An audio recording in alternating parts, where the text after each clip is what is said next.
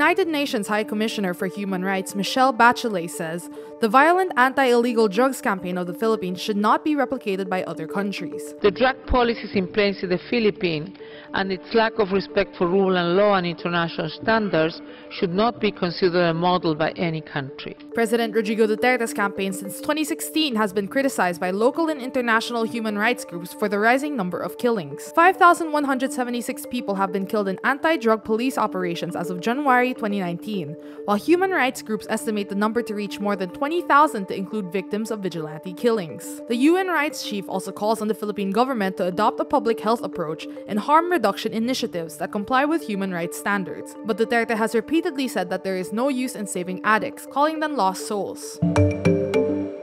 Malaysian Prime Minister Mahathir Mohamad warns the Philippines against letting in foreigners who could disturb the political equations as President Rodrigo Duterte's Beijing pivot sparks an influx of Chinese workers. Duterte's pursuit of closer ties with China for the Philippines, a traditional ally of the United States, has prompted a surge in Chinese workers in the country. Duterte earlier said Chinese workers should be allowed to continue staying in the country as Beijing also hosted hundreds of thousands of Filipinos. Mahathir has suspended several of his nation's major projects with China. Mahathir, 93, is in the Philippines for the first time since his shock election victory last year.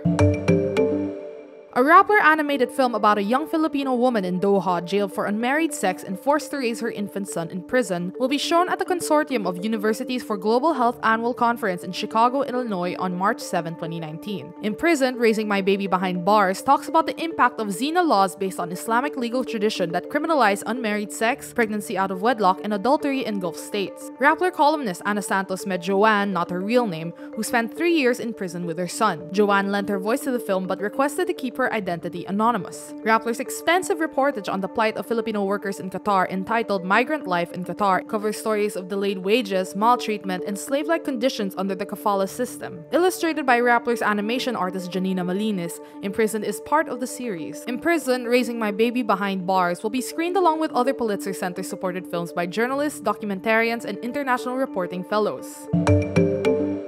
LeBron James overtakes Michael Jordan to move into 4th place on the NBA all-time scoring list. Jordan is now 5th overall with 32,280 points. James made his 32,293rd career point during the second quarter against the Denver Nuggets. The next target for James will be retired Lakers star guard Kobe Bryant, who is 3rd on the NBA career list with 33,643 points. Lakers legend Kareem Abdul-Jabbar holds the NBA points record with 38,387, with Utah great Karl Malone ranked 2nd on 36,928. Jordan and James are often compared as the best players in NBA history. James wears the same number 23 worn by Jordan. James says, "I wear the number because of Mike. I fell in love with the game because of Mike."